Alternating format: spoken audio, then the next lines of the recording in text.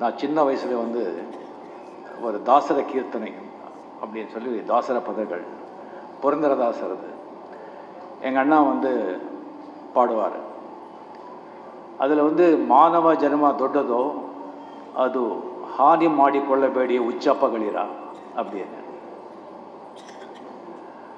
அதாவது மனுஷ ஜென்மம் ரொம்ப பெருசு, அது வேஸ்ட் பண்ணிக்காதீங்க, பாழாக்காதீங்க பைத்தியக்காரங்களா அப்படின்னு சொல்லி அந்த தாசர் பாடுவார். மனுஷ ஜென்மம் கிடைக்கிறது ரொம்ப அபூர்வம். எத்தனையோ ஜென்மங்களை தாண்டி ஆயிரம் ஜென்மங்களை ஜந்து கிருமிங்க என்னென்னமோ ஜென்மங்களை தாண்டி மனுஷ ஜென்மம் அடைகிறோம். அது அடைஞ்ச பிறகு இந்த சம்சாரத்திலேயே மூழ்கி பணம் காசு பப்பம் கொண்டாட்டி புள்ள அது இது ஊட்டாருங்க உறவினருங்க பணம் புகழ் சுகம் சந்தோஷம் அப்படின்னு அதுலேயே முழுகி சாகாமல் நான் யார், எங்கிருந்து வந்தேன், இறந்த பிறகு எங்கே போக போகிறேன், அந்த கடவுள் யார், நான் அந்த ஆத்மானா என்ன அப்படிங்கிற கேள்வி வர்றதே ரொம்ப அபூர்வம். அந்த மாதிரி கேள்வி வந்த பிறகு அதுக்கு விடை கொடுக்கறதுக்கு குரு கிடைக்கிறது அதை விட அபூர்வம்.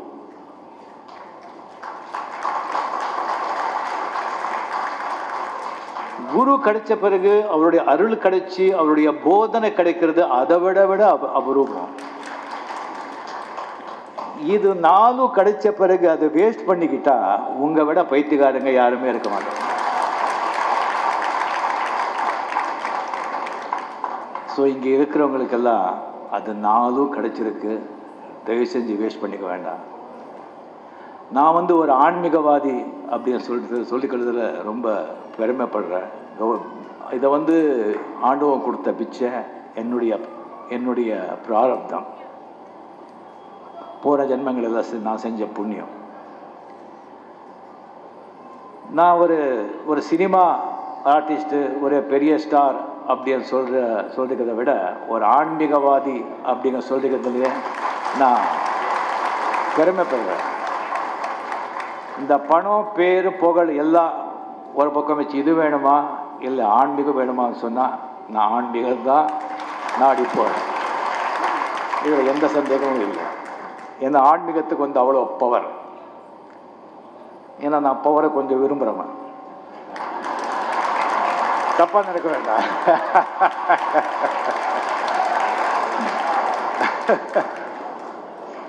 நான் ஒரு ராஜா இருந்தான். ராஜா அவனுக்கு ஒரு மந்திரி இருந்தான். அவனுக்கு ரைட் ஹேண்ட் மாதிரி ஒரு அதிபுத்திசாலி, ரொம்ப நல்ல மந்திரி. அவர் இல்லாமல் ராஜா இருக்கவே முடியாது. ஸோ அந்த மந்திரிக்கு வந்து அந்த ராஜா சகல சௌகரியமும் பண்ணி கொடுத்துருந்தார். அவருக்கு ஈக்குவலாக சகல சௌகரியமும் அவர் பண்ணி கொடுத்து அவர் அந்த ஸ்தானத்தில் வச்சுருந்தாங்க. ஒரு பர்டிகுலர் டைம் திஸ்டிக்கான பிறகு அந்த மந்திரி சொன்னாங்க, ராஜா என்னை வந்து விடை கொடுங்க, எனக்கு இது போதும், நான் வந்து போகணும். எங்கே போகிறீங்க? இல்லை நான் எங்கேயோ நான் வந்து இமயமலை போகிறேன், நான் நிம்மதி தேடி போகிறேன். இவனுக்கு என்ன வேணும் நிம்மதிக்கு? பணம் இல்லையா, புகழ் இல்லையா, இப்போ ஐஸ்வர்யம் இல்லையா, வஜ்ரவாய் என்ன இருக்குன்னு சொன்ன? இல்லை நான் வேற நாடி போகிறேன், என்னை விட்டுடுங்க. சரி, அவர் ரொம்ப சொல்ல முடியல. சரி நீங்கள் போங்க அப்படின்னு சொல்லி மனசு இல்லைன்னு சொன்னால் கூட அவர் விட்டுட்டார். அவர் வந்து எங்கேயோ போனார், இமயமலையெல்லாம் போயிட்டு அவர் ரொம்ப மிஸ் பண்ணார் ராஜா. ஒரு 3-4 வருஷம் கழித்து அந்த மந்திரி அந்த ஊருக்கு வந்தார், அந்த நாட்டுக்கு. சன்னியாசியாக வந்திருக்காரு. ஊர் வெளியே வந்து ஒரு குடிசை போட்டு அங்கே தங்கியிருக்காரு. அவர் அரண்மனைக்கெல்லாம் வரமாட்டார். அவர் வந்து ராஜா கேள்விப்பட்டார். சார் அவரே போனோம். ராஜா வந்து அந்த சன்னியாசிக்கிட்டே போனார். அந்த மந்திரி வழியா ஒரு சின்ன குடிசை, ஒரு தரையில் ஒரு பாய், ஒரு சின்ன சொம்பு தண்ணி, ஒரு சின்ன தட்டு, அவ்வளோதான். ராஜா நின்னார். இங்கே நின்று எப்படி இருக்க? நல்லா இருக்க? இல்லை என்ன இது, அது எல்லாத்தையும் விட்டு இவ்வளோ பண்ணி இவ்வளோ போயிருக்கியா நீ? இப்போ நீ என்ன சாதிச்சிட்ட? இவ்வளோ கஷ்டப்படுறிய, என்ன சாதிச்சேன்னு சொல்லும்போது அவர் சொல்கிறாரு, ராஜா அப்போ எல்லாம் நீங்கள் உக்காந்துருப்பீங்க, நான் நின்றுட்டு இருப்பேன். இப்போ நான் உக்காந்துருக்கேன், நீங்கள் நின்றுட்டு இருக்கீங்க. அதான் அந்த ஆன்மீகத்தோட பவர். நான் இதுதான் சொன்னேன். இந்த ஆன்மீகத்தில் வந்து போகும்போது கூட என்னுடைய ரசிகர்களுக்கும் சில மக்களுக்கும் ஒரு டவுட் இருக்குது. இந்த ரஜினிகாந்த் என்ன இது ரொம்ப குழப்புறாங்க அப்படின்னு சொல்லி அவரு குழம்பிக்கிட்டு நம்மளை குழப்புறாங்க. ஒரு வாட்டி ராகவேந்திர சுவாமி பக்தர் சொல்லுவாங்க, இன்னொரு வாட்டி பார்த்தா ரமண மகரிஷின்னு சொல்கிறாங்க, இன்னொரு வாட்டி பார்த்தா தயானந்த சரஸ்வதின்னு சொல்கிறாங்க, சச்சிதானந்தர் சொல்கிறாங்க. ஸோ திடீர்னு யாரோ சுவாமி ராமான்னு சொல்கிறாங்க, திடீர்னு பார்த்தா பரமஹம்ச யோகானந்தா பாபாஜின்னு சொல்கிறாங்க. அவருக்கு என்ன ஒரு நிலையாக வந்து நிற்க மாட்டாங்களா அப்படின்னு சொல்லிட்டு ஒரு கேள்வி இருக்குது. சரி, குருக்கள் வந்து இந்த குருக்கு இந்த சிஷ்யன்னு சொல்லி ஆல்ரெடி எழுதப்பட்டிருக்கும். பட் அந்த பாதை ஆன்மீக பாதையில் இது ஒரு குருக்கள் வந்து இந்த ஆன்மீகம் வந்து இது ஒரு நெட்வொர்க். இந்த குரு இந்த சிஷ்யனுக்கு தான் அப்படின்னு சொல்லி அது சிஷ்யன் ரெடியானால் தான் குருவே தோணுவான். எனக்கு முதல் குரு என் ஆன்மீக பாதையில் என்னுடைய அண்ணா சத்யநாராயண ராவ் காயக்வாட். அவர் தான் என்ன ஆன்மீகத்தில் வந்து ஈடுபடுத்தி எங்கே வந்து கதா காலட்சேபம் நடந்தாலோ, எங்கே பஜனை நடந்தாலோ, எங்கே தெய்வீக காரியங்கள் நடந்தாலும் என்னை சின்ன வயசுலேயே கையை கொடுத்து கூட்டிகிட்டு போவாங்க. என்னை ராமகிருஷ்ண ஆசிரமத்தில் சேர்த்ததே அவர் தான். ஸோ ராமகிருஷ்ண பரமஹம்சர் என்னுடைய 2வது குரு. அந்த ராமகிருஷ்ண ஆசிரமத்தில் நான் ஒழுக்கத்தை கற்றுக்கிட்டேன். நம்ம சம்பிரதாயம், பாரம்பரியம், ரிஷிகள், வேதங்கள் அதை பற்றி தெரிஞ்சுக்கிட்டேன். ராகவேந்திரர் அவர்கிட்ட நான் பக்தியை கற்றுக்கிட்டேன், ரிச்சுவல்ஸ் சடங்குகளை கற்றுக்கிட்டேன், ஸ்லோகங்களை கற்றுக்கிட்டேன். ரமண மகரிஷி அவர்கிட்ட நான் யார் அப்படிங்கிற உள்ளுக்குள்ளே தமிழை தேடுதல் பண்ணுறது, நமக்குள்ளேயே நம்ம போய் நான் யாருங்கிற கேள்வி கேட்டுக்கிறது, அது ரமண மகரிஷி கிட்ட கற்றுக்கிட்டேன். தயானந்த சரஸ்வதி அவங்ககிட்ட சரியா சமூக பிரச்சனைகள் பற்றி தெரிஞ்சுக்கிட்டேன். சில சமூக பிரச்சனைகள், சில வேதம் உபனிஷத்துல சில நுணுக்கங்களை தெரிஞ்சுக்கிட்டேன். சச்சிதானந்தர் அவர் தான் உடம்பு இருக்கும்போதே எனக்கு வந்து குரு, எனக்கு மந்திரோபதேசம் பண்ண குரு சச்சிதானந்தர். அதுக்கப்புறம் கூட என்னுடைய தேடல் இருந்துக்கிட்டே இருந்தது. 1978 வந்துட்டு நான் ஆக்டர் ஆன பிறகு நான் ஏர்போர்ட்டில் போகும்போதெல்லாம் அந்த புக் ஸ்டாலில் வந்துட்டு ஒரு புக் இருக்கும். அதில் வந்து ஒரு சுவாமிஜியோட ஃபோட்டோ இருக்கும். இஸ் ஆட்டோபயோகிராஃபி யோகின்னு சொல்லி. எனக்கு வந்து இந்த சுவாமி வந்து பொண்ணா ஆனா அப்படிங்கிறதே எனக்கு டவுட். புக்கு வாங்க மாட்டேன், பட் அது கண்ணு மட்டும் அது என்ன பார்க்குற மாதிரி இருக்கும். இது பொண்ணா ஆனா அப்படின்னு சொல்லி அதுக்கப்புறம் ஒரு வாட்டி இந்த புக்கு நான் வாங்கிட்டேன். சரி, வாங்கி வச்சு பார்த்து அது வந்து ரொம்ப கஷ்டமாக இருந்தது புரியறதுக்கு. அது இங்கிலீஷெல்லாம் நமக்கு வந்து சரியாக தெரியாது இது சொல்லிவிட்டு அதுக்கப்புறம் அப்படியே நான் வச்சுட்டேன். அது ஒரு 20 வருஷம் 22 வருஷம் அந்த புக்கு என்னுடைய லைப்ரரியிலே இருந்தது. அது நான் வந்து படிக்கவே இல்லை.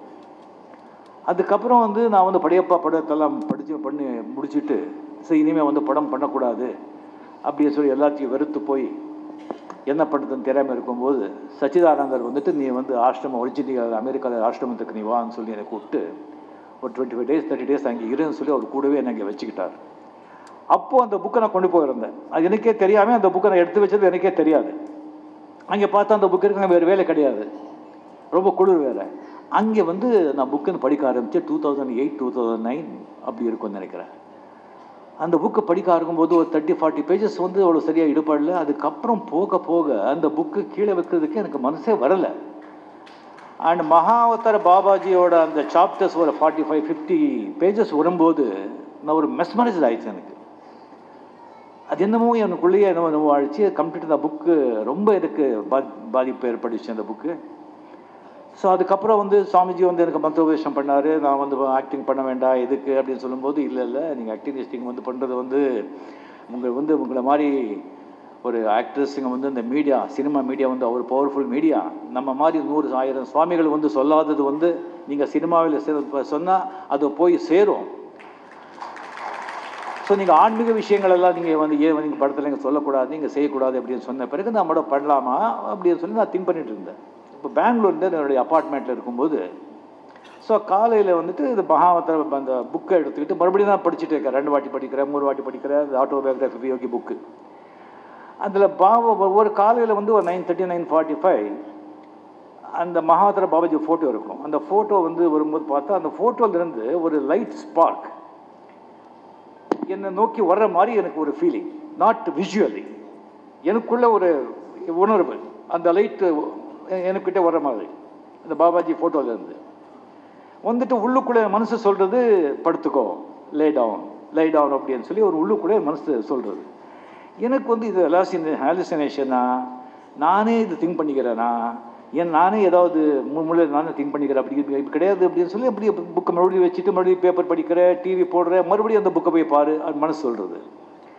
மறுபடியும் போய் பார்த்தா மறுபடியும் அந்த லைட் ஸ்பார்க் எனக்கு மேலே வர மாதிரி ஒரு உணர்வு. எனக்கு படுத்துக்கோ மறுபடியும் அதே மாதிரி. ஸோ என்னால் ரெசிஸ்ட் பண்ண முடியல. ஒரு 1 hour 1.5 hourக்கு அப்புறம் என்னால் ரெசிஸ்டே பண்ண முடியல. அங்கேயே கட்டில் இருந்து படுத்துட்டேன்.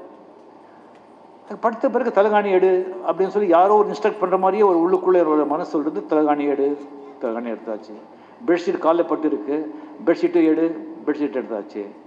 கை வந்து இந்த கை வந்து இப்படி வச்சுக்கணும், பாம்ஸில் விரிச்சு வச்சுக்கணும், உடம்புல டச் ஆகக்கூடாது அப்படின்னு சொல்லிட்டு ஒரு உள்ளுக்குள்ளே மனசு சொல்கிற மாதிரியே அப்படியே கைது அப்படியே படுத்துக்கும்போது ஒரு 35-40 seconds இருக்கும். அந்த ஸ்பார்க், லைட் ஸ்பார்க் வந்து என் உடம்புல போகிற மாதிரி எனக்கு ஃபீலிங். போயிட்டு உடம்பெல்லாம் வேர்த்து போச்சு. உடம்பெல்லாம் வேர்த்து போய் அதுக்கப்புறம் ஒரு வேர்த்து போயிட்டு அதுக்கப்புறம் டக்குன்னு சொல்லி எந்திரிச்சிட்டு ஓடி போய் அந்த புத்தகத்தை எடுத்து அந்த ஃபோட்டோ பார்த்து அந்த ஃபோட்டோவில் அந்த லைட் ஸ்பார்க் கிடையாது. இப்போ வரல. எனக்கு என்னடா இது, யார்கிட்டையும் சொல்லவும் முடியல, இது உண்மையா நிஜமா ஒன்றும் புரியல எனக்கு. அதுலேயே மைண்ட் ஓடிட்டுருக்கு. நெக்ஸ்ட் டே அன்னி மறுபடியும் போய் பார்த்தேன், மறுபடியும் லைட் வரல, ஸ்பார்க் வரல. இல்லை நாளைக்கு அதே டைமில் வரும்னு சொல்லிட்டு நெக்ஸ்ட் டே வந்து அதே வந்து 8:45 9 o'clock பார்த்தா ஸ்பார்க் வரவே இல்லை. எனக்கு ரொம்ப ஆச்சரியமாக இருந்தது. அன்னைக்கு ஈவினிங் வந்துட்டு பாபா படம் ஸ்கிரிப்ட் அப்படியே என் மைண்டில் வருது. அப்படியே யாரோ சொல்கிற மாதிரி கம்ப்ளீட்லி சீன் பை சீன் வந்து எனக்கு வந்து அந்த படத்தை இப்படியே எடுக்கணும் வித் டைட்டில், பாபா டைட்டில். இன்னும் ஒரு 15 days வேறு வேலை இருந்தது அங்கே பெங்களூர், கர்நாடகா, மற்ற எங்கேயோ போகிறதா இருந்தது. அதெல்லாம் கேன்சல் பண்ணி உடனே வந்துட்டு சென்னை வந்து அந்த பாபா படத்தை நானே ப்ரொடியூஸ் பண்ணி நானே ஸ்டோரி ஸ்க்ரீன் பிளே சொல்லி அந்த படத்தை எடுத்தேன். ஸோ இது வந்து பாபாஜியோட மெசேஜ் எனக்கு கொடுத்தது. ஸோ அந்த படம் எடுத்த பிறகு வியாபார ரீதியாக அந்த படம் சரியாக போகலன்னு சொன்ன உடனே இந்த படத்தினாலே வந்துட்டு மற்றவங்க இதாகக்கூடாது, வியாபாரத்துக்காக எடுத்தது கிடையாது, அந்த விஷயத்தை போய் சேரணுங்கிறதுக்காக அது யார் லாஸ் அடைஞ்சாங்களோ அவங்களுக்கு அந்த பணத்தை நான் வந்து திருப்பி கொடுத்தேன். ஸோ அவங்களுடைய ஒரு நெட்வொர்க் தட் இஸ். அதுக்கப்புறம் அது எடுத்த பிறகு உங்களுக்கு தெரியும், அந்த பாபாஜி படம் திசிங் எடுத்த பிறகு எனக்கு வந்து கிரியா யோகா எனக்கு வந்து அந்த ஒரு பாக்கியம் கிடைச்சது. கிரியா எனக்கு வந்து இனிஷியேட் பண்ணாங்க. அந்த கிரியா இனிஷியேஷன் ஆன பிறகு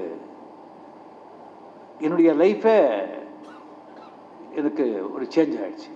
அதாவது என்னுடைய குருக்கள் ஒரு சிலர் சொல்லணும்னு சொன்னால், என்னுடைய குரு சச்சிதானந்தர், என்னுடைய சத்குரு பரமஹம்ச யோகானந்தர், என்னுடைய பரமகுரு மகாவதார பாபாஜி, என்னுடைய பரமேஷ்டி குரு ஸ்ரீகிருஷ்ணா ஜீசஸ்.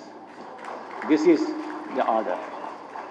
இந்த கிரியா யோகா அப்படிங்கிறது இது சாதாரணது இல்லை. இப்போ எல்லாம் வந்து இப்போ உங்களுக்கு தெரியும், இத்தனை பேர் நம்ம வந்து கேட்காததே கிடையாது. எல்லாம் நல்லது செய்யணும், நல்லது பண்ணணும், எது கேட்டது எது நல்லது எல்லாமே நமக்கு தெரியும். பட் என்ன மெடிடேஷன் பண்ணால் கூட ஜஸ்ட் மெடிடேஷன்லேயே வந்துட்டு நீங்கள் உட்காந்து நீங்கள் ஓம் சொல்கிறதா எவ்வளோ திசிங் சொல்கிறது, அது எத்தனை பேர் என்ன மெடிடேஷன் சொல்லி அதுவும் கேட்குறாங்க. சரி, எல்லாத்துக்கும் ஒரு டெக்னிக் இருக்குது. இந்த டெக்னிக் வந்துட்டு இந்த இமயமலையில் போகிறதுனால இதை பற்றி வச்சுட்டு நான் வந்து சொல்லிட்டுருக்கேன்.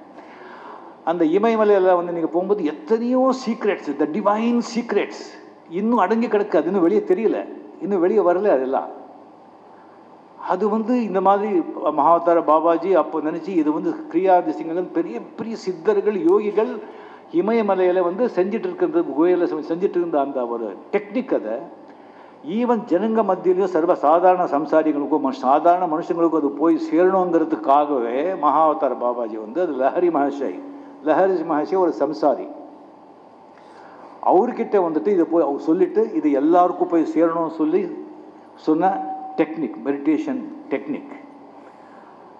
அது எப்படின்னு சொன்னால், இப்போ வந்து ஜஸ்ட்டு இப்போ ஒரு கேமரா ஆகட்டும், கேமரா இல்லை ஒரு டிவி ஆகட்டும், இல்லை டெலிஃபோன் ஆகட்டும், ஒரு செல்ஃபோனுக்கு ஆகட்டும், எத்தனை மெக்கானிசம் இருக்குது, எத்தனை மெக்கானிசம், அதுக்கு எத்தனை பேட்ரி, கரண்ட்டு, வயிறு, ஒரு செல்ஃபோனுக்கு அவ்வளோ மெக்கானிசம் இருக்கும்போது இந்த உடம்பு எப்பேற்பட்ட ஒரு மெக்கானிசமுங்க, எப்பேற்பட்ட ஒரு மெக்கானிசம்.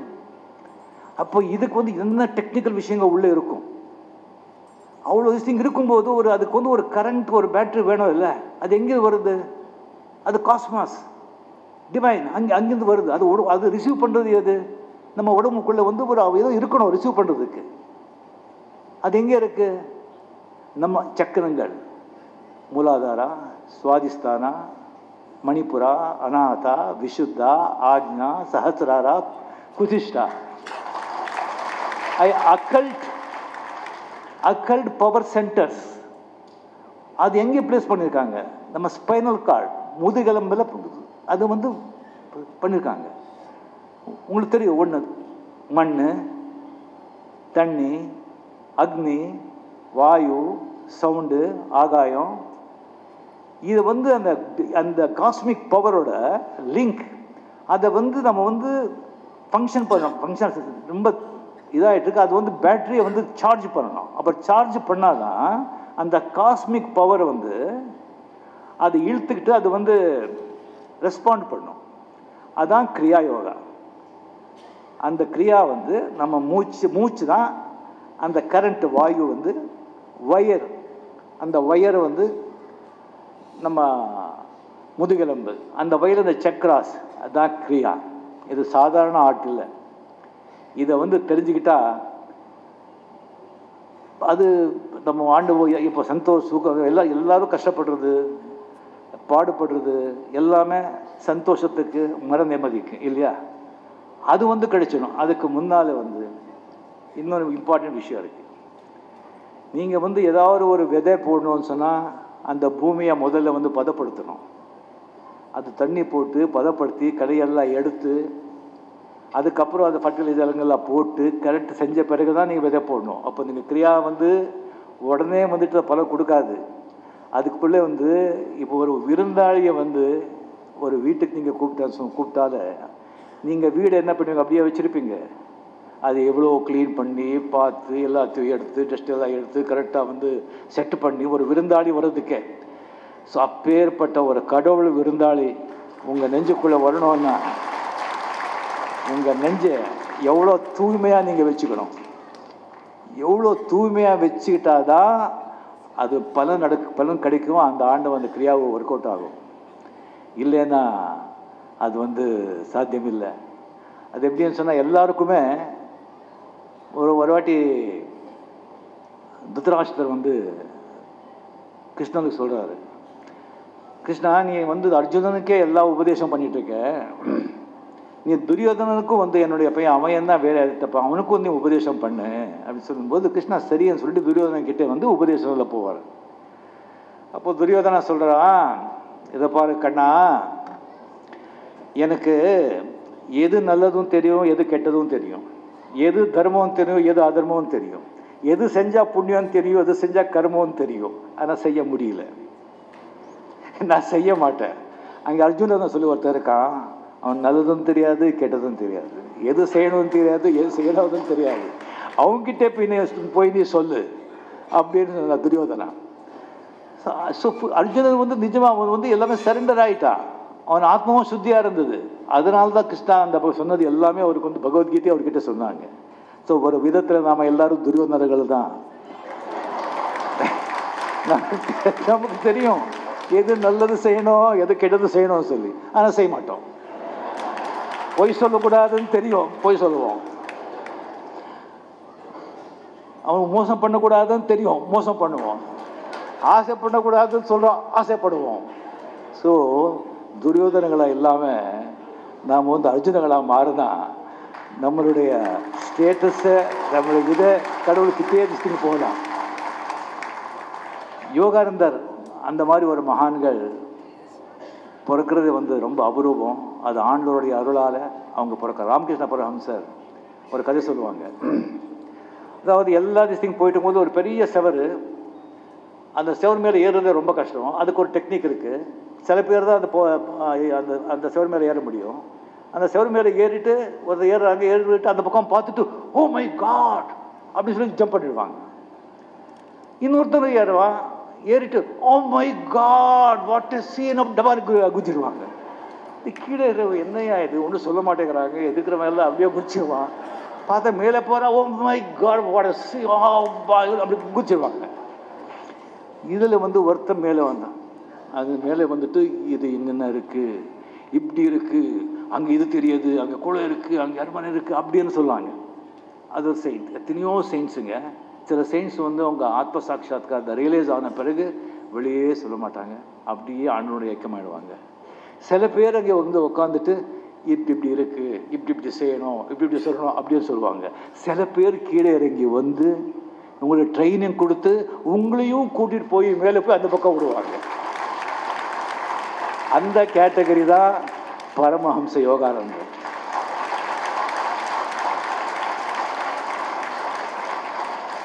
இந்த புக்கை வந்து ரிலீஸ் பண்ணணும்னு சொல்லிட்டு எனக்கு வந்து சொன்னாங்க. இது வரைக்கும் நான் வந்து ஏதாவது ஒரு விழாவுக்கு போயிட்டு அங்கே ஏதாவது ஒரு புத்தகம் வந்து நான் வெளியிட்டிருக்கேன் வழியே, ஒரு புத்தக வெளியிட்டு விழான்னு சொல்லி ஒரு புத்தகத்தை வெளியிட்டது இது வரைக்கும் நான் கிடையாது.